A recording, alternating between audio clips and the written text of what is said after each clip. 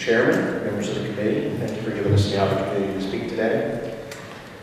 It always interests me when I come to a hearing what it is that people seem to say at the beginning to establish their authenticity or expert status. So I suppose I should start off by saying that I've been shot in 1991, but that doesn't make me an expert. It makes me both lucky to still be standing here and a little stupid for getting into that situation to begin with.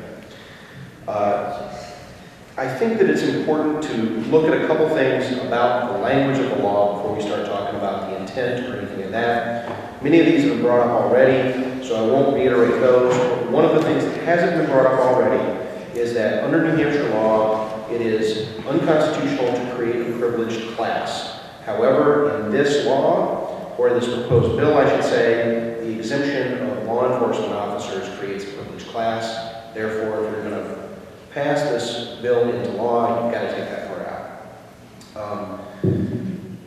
It also interests me that, as has been previously stated, most of what's in this bill is boilerplate from anti-gun campaigns that are nationwide. We've heard the slippery slope argument brought up before in a derogatory fashion, that that's a slippery slope argument. However, there's enough data, if we look not just around the nation, but if we look to countries like England, that increasing gun laws and restricting law-abiding citizens from owning and possessing firearms, transferring their own personal property, does not lead to less violence. Now in England, they are to the point of making it a felony for people to possess knives. Not quite sure where that's gotten them, except now the cops who used to only carry billy clubs have to carry submachine guns. It is a slippery slope, and it's not a good one. And it's not derogatory to say that's a slippery slope when you've just watched several states and whole other countries slide down the slope to no good end. I was encouraged, or thought I was going to be encouraged, many times over to have people say, it's just common sense, it's just common sense. But apparently common sense is not particularly common. I think that this bill suffers from the phenomenon of, we have to do something!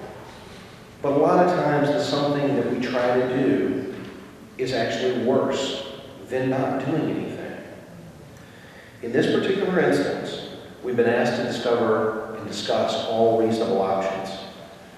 We talked earlier, or I mentioned earlier, about how it's wrong to create a privileged class under New Hampshire law. And so what I want to say is, without getting into too much detail and belaboring the point, I know we've been here a long time today, that one of those reasonable options would be look at the situation, look at the school shootings and mall shootings that have occurred, that are pointed to so often when we're asked to consider gun legislation, and realize that every single one of them happened in a gun-free zone.